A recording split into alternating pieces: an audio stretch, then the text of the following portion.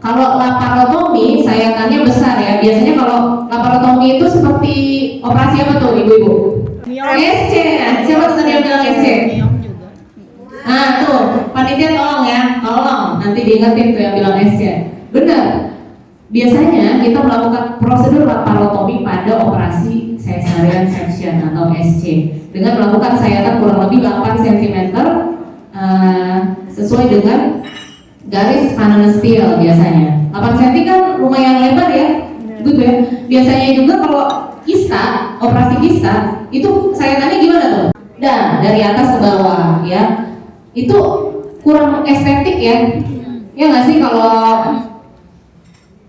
nggak pakai baju gitu ya, mau pakai bikini doang gitu kan kurang estetik ya kalau sayatannya seperti ini. Nah, laparoskopi itu sayatannya cuma 5 mm alias setengah senti, paling gedenya 1 cm aja. Buat apa disayat? Buat masukin kamera. Ini kalau digambar ada di sini 4 lubang ya. Jadi kalau laparoskopi itu bikin lubang buat masuk alat ya. Tapi nggak harus 4 lubang, bisa cuma 1 lubang, laparoskopi single port, bisa juga 2 lubang, ya. Biasanya 2 sampai 4 lubang, yang diameternya cuma sekitar setengah senti sampai 1 senti aja, gitu. Buat masukin kamera, biasanya lubangnya yang dari udel tuh. Terus masukin gunting, masukin klem, masukin apa aja masuk lah ke situ, ya. Buat apa dokter? Buat operasi macam-macam. Yang tadi ibu bilang, operasi kista bisa, operasi miom bisa, ya, sampai angkat rahim pun bisa lewat sini. Yang nggak bisa cuma 1. Nah, benar. Yang nggak bisa sesar, keluarin bayinya gimana? Gitu ya. Kalau kista 20 cm pun bisa. Miom segede apapun bisa pakai laparoskopi. Jadi nggak harus miom yang cuma 1 cm, 10 cm, 20 cm pakai laparoskopi bisa. Yang nggak bisa cuma keluarin bayi lewat laparoskopi belum bisa ya. Itu tadi laparoskopi. Sekarang ada temennya nih, namanya histeroskopi. Ada yang pernah dengar atau ada yang pernah operasi histeroskopi? Histeroskopi itu sama laparoskopi. Kalau laparoskopi dari perut, kalau histeroskopi dari vagina. Buat apa dong? Buat ngeliat organ di dalam organ reproduksi dari bawah, dari vagina. Jadi nanti kamera masuk dari vagina, ngelihat dinding vaginanya ada apa nih, ya kan? Terus masuk lagi ke mulut rahim. Di mulut rahim ada apa tuh? Ada polip kah? Ada perlengketan kah? Ya kan? Terus masuk lagi ke dalam rahim. Nanti di dalam rahimnya dilihat ada polip, ada miom, ada perlengketan, ya kan? Terus ngelihat saluran telurnya lancar apa enggak? Biasanya kan ibu-ibu taunya HSG, hysterosalpingografi. Kalau histeroskopi lebih lengkap daripada HSG. Dia bisa langsung ngelihat secara live. Mungkin ada pertanyaan selanjutnya nih. Emang harus dilakukan laparoskopi itu kapan sih? Buat orang-orang yang seperti apa? Ya. Yang pertama adalah yang terutama nih ibu-ibu kalau ditanya nih nanti misalnya sama pasien atau apa, atau misalnya ada punya tetangga nih yang tidak kunjung hamil, infertilitas ya, kan bisa dari perempuan bisa dari laki-laki. Kalau laki-laki infertil kan ketahuannya dari apa ya? Nah iya benar, dari analisa sperma. Kalau perempuan, kalau laki-laki kan yang diperiksa analisa sperma. Kalau perempuan yang diperiksa apa aja Bu Ibu? Coba. Sel telur. Rahim. Pemeriksaannya apa pemeriksaannya? Yang paling umum yang biasanya kita lakukan nih. Nah, USG benar. Terus HSG benar. Terus apa lagi? Benar ya. Jadi biasanya nih disuruh USG dulu ke dokter kandungan, USG dulu. Buat melihat apa tuh kalau USG? Buat melihat rahimnya ada sesuatu enggak? Rahimnya ada kelainan anatomi atau enggak? Ada miom atau enggak? Ada polip atau enggak? Ya enggak? Terus penebalan dinding rahim ada apa enggak? Gitu kan? Terus lihat sel telurnya, normal apa enggak ukurannya, sesuai enggak dengan siklus menstruasinya gitu ya? Terus apalagi tadi HSG, ya kan? HSG buat apa tuh? Istilahnya tujuannya apa tuh kalau ada sumbatan apa enggak. Kalau ada sumbatan namanya apa Bu? Kalau HSG. Nah ini sekalian nih, biar nanti pada saat ada pasien ngasih hasil HSG, Ibu ngerti. Jadi kalau nggak ada sumbatan, namanya kedua tumbang paten. Nah, kalau kata orang Medan, paten kali. Nah itu, ya. Kalau ada sumbatan, ditulis di HSG-nya tulisannya non paten. Oh iya. Jadi kalau nggak paten, kirim ke SPOG ya Bu. Kalau untuk Bu Bidan nih, itu sebenarnya kalau ada pasien nggak hamil-hamil, Ibu bisa tuh kasih surat ke bagian radiologi. Kan radiologi sekarang nggak hanya ada di rumah sakit ya, buat pemeriksaan HSG. Nanti dia balik lagi nih ke Ibu, balik lagi, oh bagus Bu, saluran telurnya paten. Ya kan? Ntar kalau misalnya ada tulisan tidak paten, nah kirim deh ke saya, gitu ya. Jadi buat salah satunya laparoskopi itu untuk kasus-kasus orang yang atau perempuan yang sulit hamil atau belum hamil selama kurang lebih 1 tahun. Jadi kalau ada tetangga, ada pasien, ada saudara yang nggak hamil-hamil sudah 1 tahun atau lebih, bisa kita lakukan prosedur laparoskopi. Kenapa dokter dilakukan prosedur laparoskopi? Karena laparoskopi itu bisa mendiagnosis 70-80% kasus infertilitas yang tidak diketahui penyebabnya. Maksudnya, misalnya nih di USG nggak kelihatan ada mio, hasil USG-nya bagus, hasil HSG-nya bagus, nggak ada apa-apa. Kok nggak hamil? Pernah nggak kayak gitu? Ada pasien nih, saya tuh udah USG ke SPOG, udah HSG, bagus banget, suami saya udah analisis sperma, tapi saya nggak hamil-hamil. Nah itu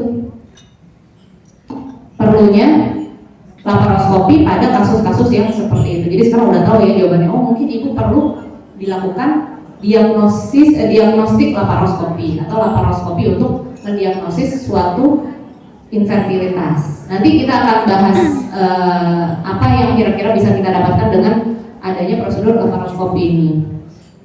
Ya, atau misalnya nih ada keluhan, saya ada keluar spotting, keluar darah di luar siklus haid.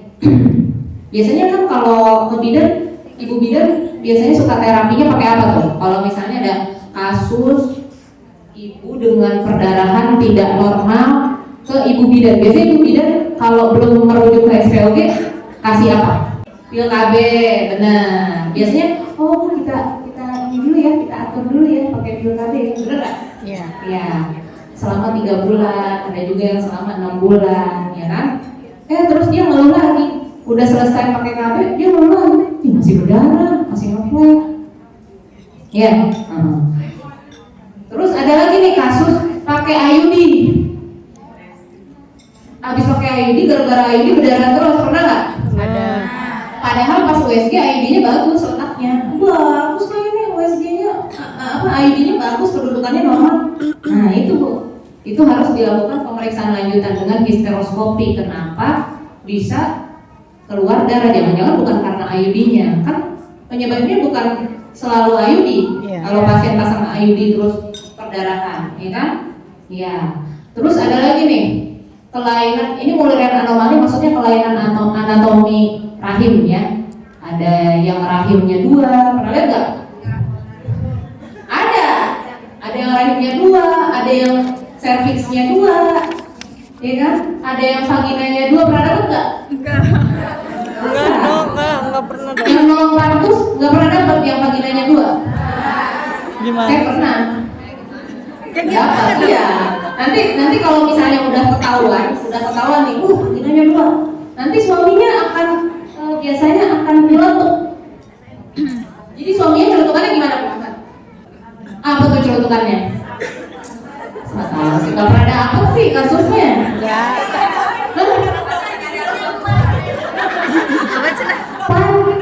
Celutukannya gini, pantas dong saya itu kalau mau penetrasi Bingung gitu dok. itu harus agak ke kiri atau agak ke kanan, gitu celutukannya.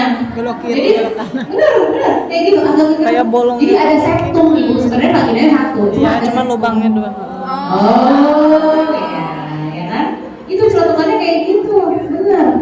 Ya, jadi itu bisa didiagnosis dengan histeroskopi dan laparoskopi, ya. Terus nih, nah ini nih, Yang ini aja dulu deh, Ismosel. Ismosel, tau nggak apa Ismosel? Enggak. Pernah dengar nggak barang ini? Ismosel itu, ibu punya pasien habis sesar. Terus kontrol jahitan nih, misalnya kontrol jahitannya ke Bu Bidan aja lah yang dekat dari rumah, kan kontrol jahitan doang gitu.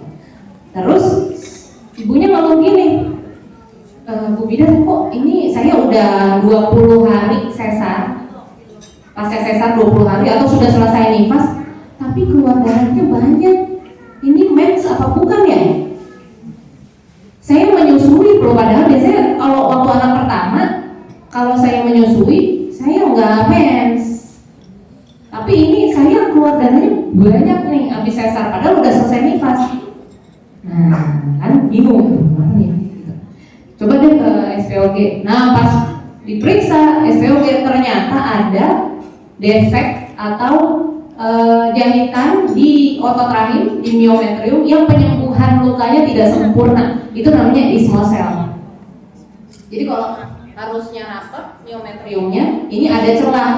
Nah dari celah itu bisa tuh menimbulkan perdarahan.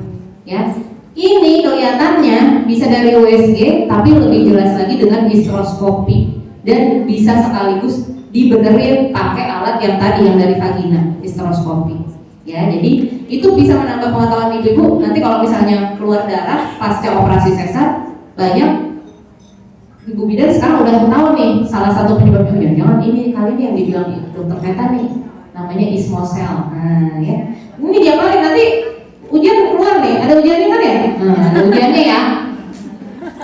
Terus nih, nah ini yang sering kehamilan ektopik. Kalau ada KET biasanya kan di laparotomi ya. Nggak jarang jahitannya begini ya? Ya nggak? Oh, nggak estetik banget tuh. Padahal bukan sesar, udahlah bukan sesar, cuma ngambil tugasan cuil doang aja, sayangannya panjang banget. Nah, dengan adanya laparoskopi, kasus-kasus KET itu bisa sayangannya minim. Jadi pasien tuh udah nggak kayak habis operasi, orang masuknya lewat udel, kameranya tuh Bu, lewat udel Bu. Ntar kalau misalnya habis operasi laparoskopi itu nggak kelihatan bekasnya. Karena di udel masuk ke dalam. Terus biasanya di pinggir kanan, pinggir kiri, dan itu juga cuma setengah senti. Jadi bener-bener, ya ampun, gedean juga korek kita di betis, gitu, ya. Kalau Bu saya lucu ya? Iya lucu dong, lucu. Terus ada penyakit radang panggul. Siapa di sini yang sering nemu diagnosis PID? Bingung gak sih? Bingung dong. Saya dulu bingung loh, bener waktu saya masih jadi dokter Lola nih, dokter umum, saya bingung PID itu apa sih gejalanya? Kok, ya kan bener nggak? Itu diagnosis yang membingungkan tahu? Ya kan? Iya. Coba, ada nggak yang benar-benar ngerti PID itu kayak gimana gitu? Orang saya aja waktu jadi dokter umum masih nggak ngerti. Kenapa? Karena barangnya nggak langsung kita lihat. Jadi bukan ngerti, maksudnya bukan nggak ngerti per definisi gitu, bukan. Maksudnya karena PID itu kayak barang yang kita nggak bisa ngelihat barangnya kayak gimana sih PID. Kalau bisa kan jelas, oh bisa USG gitu kan. Ya, ada. Oh polip, kelihatan di cervix ada polipnya. Lah kalau PID barangnya kayak gimana tuh?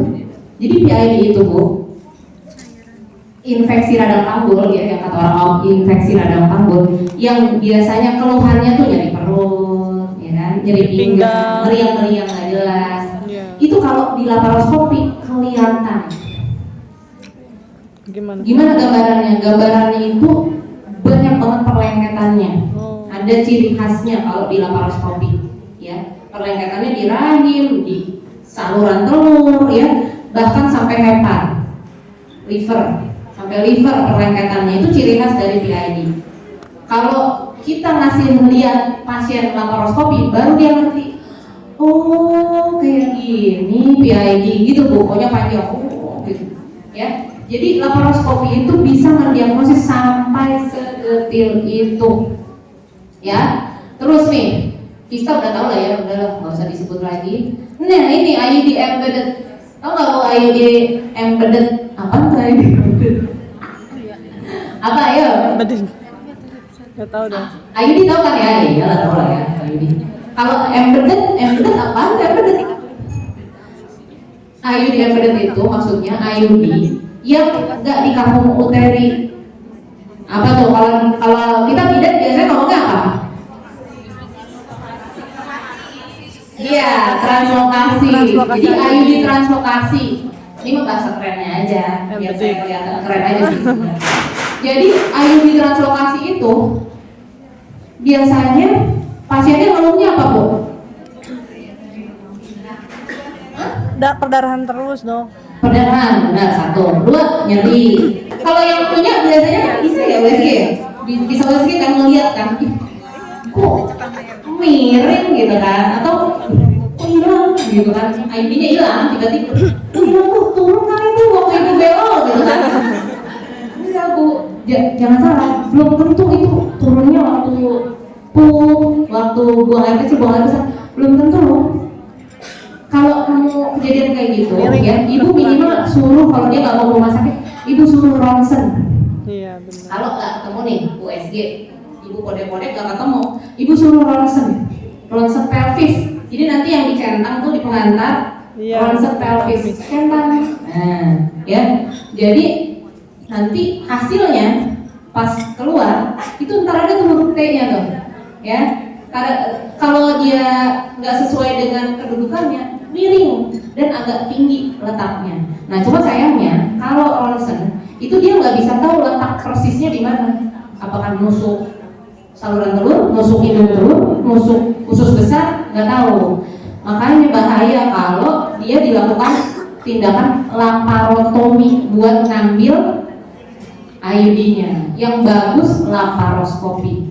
Kenapa? Karena kalau nanti ada slide-nya. Kalau adanya nusuknya di kolon, di usus besar, itu bisa waktu ngambil itu cedera ususnya, jadi harus diperbaiki. Makanya pentingnya laparoskopi itu, ya. Terus nih, nah ini menarik nih, rekanalisasi tuba, menarik banget. Pernah nggak gini, ada pasien datang nanya, Bu bidan, saya tuh udah steril. Nah, cuman saya nikah lagi nih. Ini kebetulan suami saya yang ketiga. Pernah nggak? Pernah nggak? Pernah. Tahu ibu. Pernah kan? Datang tuh, dapat berondong nih. Suami ketiga, mantap. Nah, dia mau rekanalisasi, mau benerin saluran telurnya. Nanya sama Bu bidan, saya tuh udah steril, bisa nggak balik lagi? Soalnya suami saya pengen saya hamil lagi, punya anak dari dia, gitu kan? Bisa nggak Bu? Bisa. Hah? Bisa kalau dokternya mau, ya. Bisa Bu sekarang. Tapi pakai laparoskopi. Ya, bisa, tapi pakai laparoskopi. Jadi nanti si saluran telur yang udah dipotong sebagian itu bisa disambung lagi. Nanti ada videonya. Jadi saya sebentar ya. Jadi laparoskopi versus laparotomi ya. Pertama sayatan kecil. Kalau yang ini kan sayatannya gede banget nih. Ini lihat. Ya, gede banget. Gede banget laparotomi. Ya, untuk ngambil kista, untuk ngambilnya, waduh, serem banget itu kalau habis operasi ada scar kayak gitu. Aduh, apalagi yang punya keloid. Aduh, yang punya keloid mah susah ya. Jadi sayatannya lebih kecil. Cuma 1 cm paling gede. Yang kedua, lama tinggal di rumah sakitnya itu sebentar. Hari ini operasi dia pulang. Lebih cepat daripada laparotomi. Ya kan, kalau laparotomi kan nyuruh dia jalan dulu, belum kembungnya, belum muntahnya, ya enggak?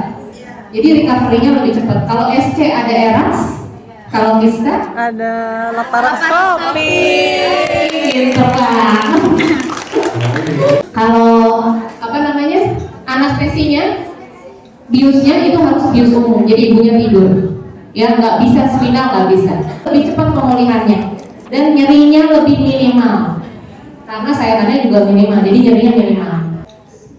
Kalau misalnya kita ketemu gambaran seperti ini nggak bisa dari USG gambaran ini gambaran hysteroscopy yang tadi vagina masuk kamera.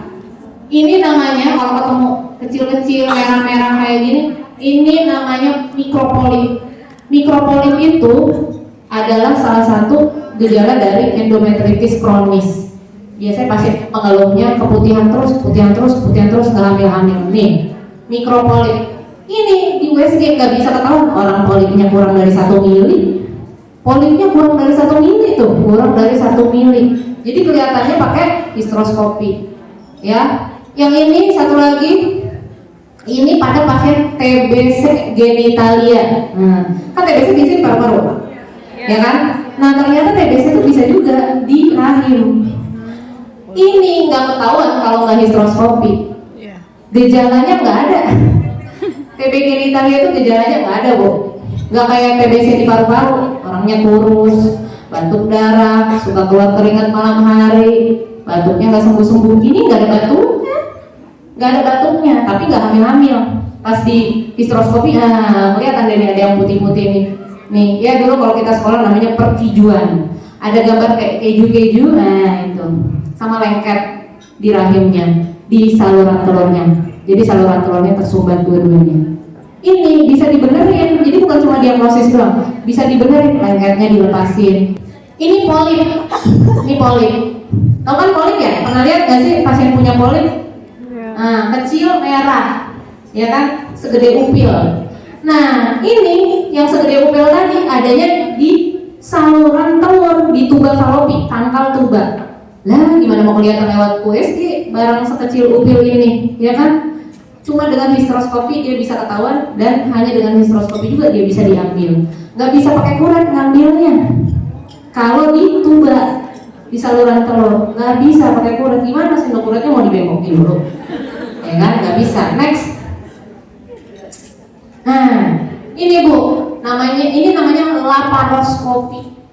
Ya, yang tadi kita bilang kalau dilihat, jadi kan dokternya masukin kamera, dokternya nggak lihat ke pasien, ngelihatnya ke TV. Nah, gambaran TV-nya kayak gini. Ini prosedur namanya ovarian drilling alias bor indung telur. Jadi indung telurnya dibor. Buat apa dok? Buat pasien PCOS yang nggak sembuh-sembuh pakai clomifencitrat. Siapa yang pernah ngerasain pasien 5 hari pakai? Siapa tuh tadi yang nyebut tuh? Mana tuh? Yang nyebut Propula, Profertil? Nggak bisa. Udah 3 siklus, udah 50 mg nggak bisa, 100 mg, 150 mg nggak bisa. Ya harus ini obatnya, harus dibor. Ya, dikeluarin cairan polikistiknya tuh dikeluarin supaya kadar testosteronnya turun, supaya pasien naik, habis itu dia hamil, nggak pakai obat, hamil. Next.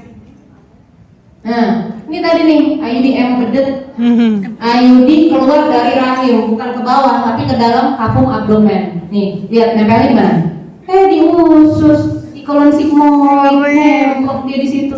Nggak bisa pakai laparotomi, terlalu berisiko cedera. Iya betul. Ya, next.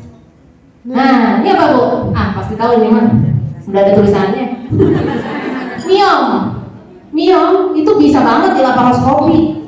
Miom segede tangan kita nih, kepala tangan, ya. Lubangnya cuma 1 cm, lubangnya cuma 5 mili tapi bisa keluar. Kalau laparoskopi, simsalabim, abracadabra, ya. Jadi bisa pakai itu. Nih yang lengket-lengket nih kista coklat, kista endometriosis. Ini ada perlengketan antara uterus dinding belakang sama rektum yang bawah, itu bisa juga tuh pakai laparoskopi. Next. Nah ini kehamilan ektopik ini tuba. Ini jaringan konsepsinya ada di sini nih. Si dede bayinya ada di sini, embrionya ada di sini. Nah itu bisa tuh Bu diambil pakai alat, ya. Namanya ini smart bipolar, ya, masuk dari atas ke bawah, dari kulit tadi bikin lubang ke bawah, ambil ininya, selesai, besok pulang. Masya Allah. Kalau perlu hari itu, kalau mau pulang aja deh, paling empoyongan karena efek bius. Next. Nah ini coba di play dulu, play. Bentar ya Kak Asri ya, bentar aja. Nah ini Bu, robotik tubal reanastomosis, artinya nyambungin tuba pakai laparoskopi. Nih, ini tuba, ini yang udah dipotong. Nanti sama dokternya, ini sama ini disatuin lagi. Nah, seneng deh suami barunya.